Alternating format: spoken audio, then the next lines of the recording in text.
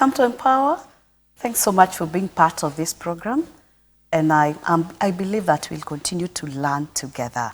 And today, it's an amazing program, like we said last week, and you're looking forward to continue from where we stopped. My name is Beatrice Chuchu. Kindly share with others, let them know that you're on air, let them share we are on Elevate TV, we are on Elevate Facebook, we're also on Empower with Beatrice Chuchu YouTube channel. So feel free to share that so that people can also engage with us. And last week we started a conversation with Gen Z and their manager, and we are still continuing because we did not finish. And we want to hear more. And I want them to introduce themselves so that we can move from there. And I'll start with Faith here. Just say hi to us and your position at work.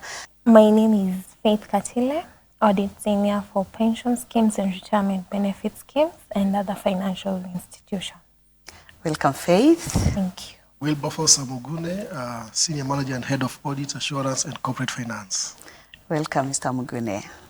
My name is Rolene Gary, Audit Associate, working under Audit Corporates. Welcome, Mukami. Thank you. Pleasure to have you back. And last week we had a conversation here, and it was just interesting to listen to them and to hear what exactly excites them. The work environment they're looking at, flexibility, you know, listen to my inputs. Yeah, give me an ear. And just consider what I'm saying, because what I say also matters, or my opinion also matters.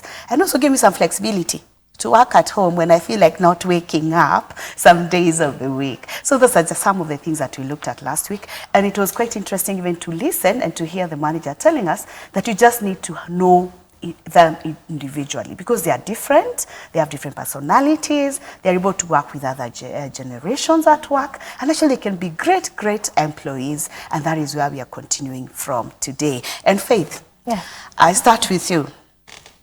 As a Gen Z, what actually drives you as a person? As for me, what drives me, it's the desire to be better. Desire to be better. Each and every day. Yes. Because I don't want to be a 30 years, 40 years, and no improvements in my life. So each and every day, I work towards bettering myself, advancing in my career, and finding opportunities how I can grow in this industry. And as you're looking at becoming better every day and looking for opportunities, does it mean that that is what you expect the employer to provide? Because if it's not provided and that is what is driving you, then you have to look for it somewhere else. Not really. I can also take it up. Like maybe there's an assignment that is there. I can decide, let me take it up as a challenge to me. Let's see how it goes. Yes. Yes, because if I do not challenge myself, who will? So it's a personal thing. It comes from the inner me to get better. It doesn't really have to be my employer. Yes, I can take up those opportunities once they come. Yes. Yeah. That means you can, it doesn't matter what is there in the organization where I am in. I have a part to play as an individual to become better. Yeah. That is a good point. Mukami, what drives you? What drives me is goals, aspirations, and the vision that my younger me had. The 6-8-year-old Mukami desired to be this great woman in the society, doing great things, growing through the career ladder, and achieving the goals that the younger Mukami had. Wow. So that's my drive, and I want to make the younger Mukami really proud. Wow. That is quite interesting, because taking me back to the younger Mukami, younger others have seen themselves as whichever position, but later in life, they don't align. So for you as younger Mukami, the younger Mukami you are, and you want to make that younger Mukami proud. So what exactly, how comes you have been able to maintain that? Because most of the people lose it at some point. Yeah. It's the zeal and the motivation to do what I have to do to achieve my goals. The younger Mukami saw me as a lady working in corporate, Yeah. sitting on board meetings Beautiful. with men. With men. With men. And coming up with the discussions and suggestions on how to grow. And being this articulate and well-rounded lady. Wow. Yeah. Beautiful to hear that. Is it that, would I be right to say that you Gen Zs, you are more empowered to be able to speak the way you do and to be really focused? And would I be right to say that you are very clear in what you want? Yeah, that is very true. Yeah.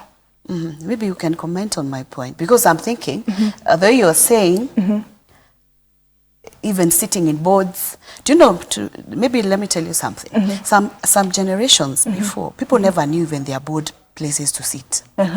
But you, even before you reach where you are, you already know there are boards where most of the time board meetings are men. We know that. Yes. But ladies are getting their spaces there, and you want to be one of them. Yeah. Is it exposure? Is it empowerment? What exactly has happened? It is empowerment. Number one, the key thing, it's empowerment and exposure.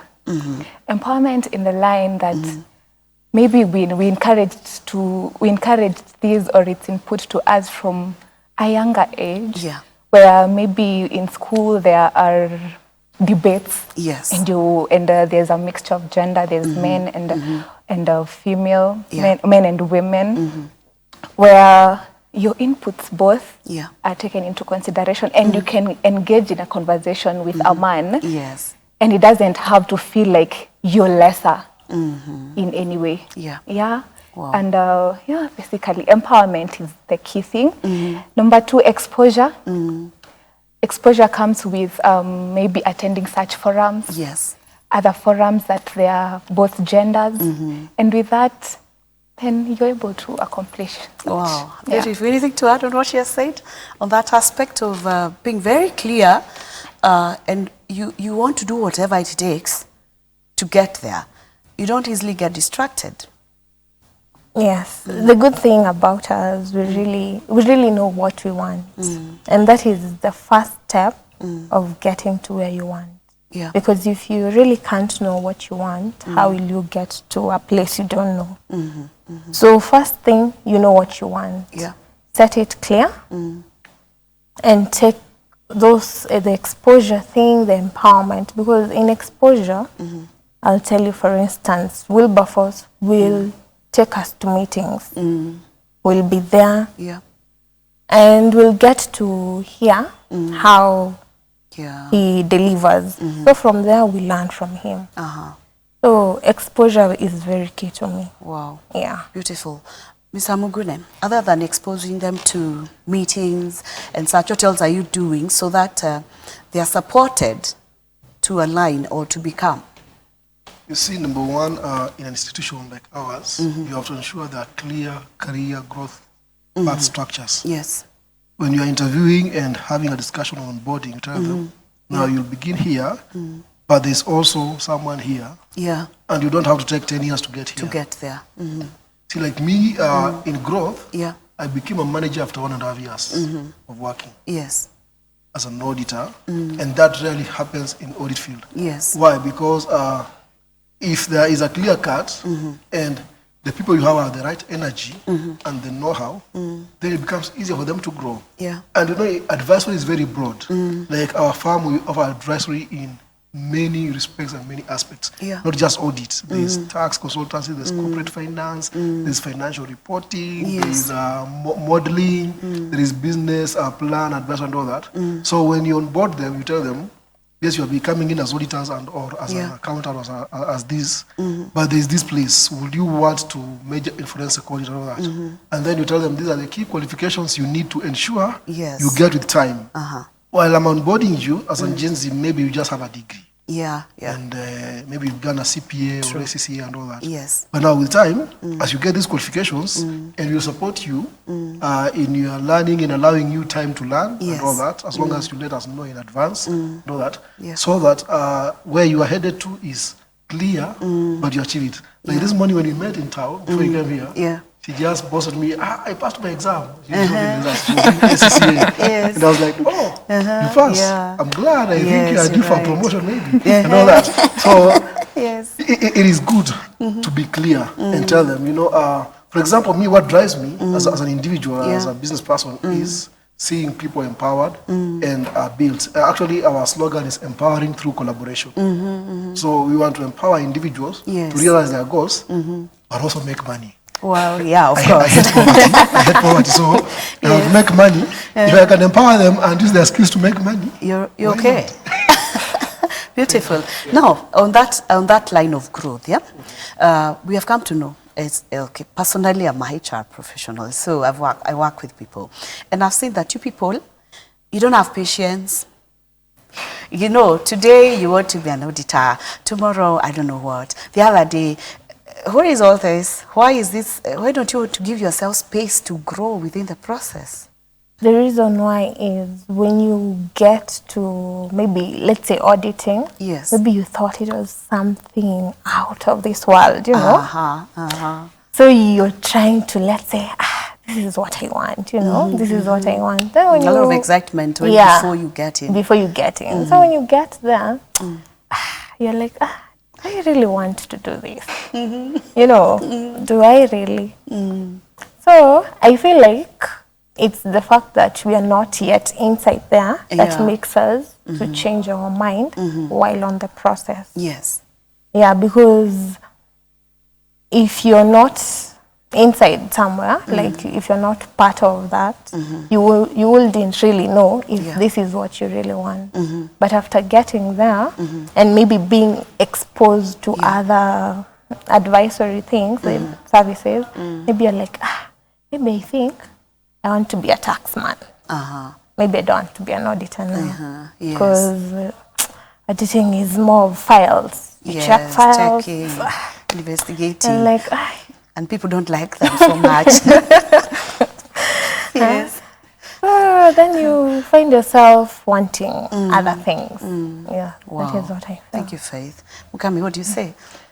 In line with that, I think it comes with, just as Faith has said, since you're not yet there, you don't know what it takes to get there. Yeah. Or rather, what's expected of you from that role. For example, maybe you aspire to have a senior role than what you have. Yes. Maybe what I might be looking at it from this point is I want to delegate. I don't want a lot of work. You know, there's also that point. Yes. Like, I also want to you know, just be like, can you please do this for me? Can you please help me get this file? Help me get this invoice? I want to do it myself. Maybe that's what makes them to be like, I want a senior role where I don't have to do much. I can just sit and delegate. But that's not the case. Because you see, having a bigger role, it means more impact. Yes. And we don't see that. We just see the delegation part, the comfort part. We don't, you know, we don't want to get hired a lot. But there's more than that. Yeah. And I think you're right. And I think also those aspirations. And I remember one time I was having a conversation. I was going to a certain place in we were buying some wood, and there was a gentleman there who was working there. And I had a conversation with him. From the HRM, I just started a conversation and tried to get to know, okay, what have you done? Then he told me I've done CPAs, I'm in CPA 2. And so I asked him, okay, have you considered even looking for an internship or to start somewhere so that you can get a job? He said, no, from my qualifications, I can get 50,000 outright. So unless I get that, so I was like, oh, you can't look to start somewhere? We need to take a short break. Then we'll continue from there. Thank you for being part of this program. We're taking a break. We'll be right back. Don't go far.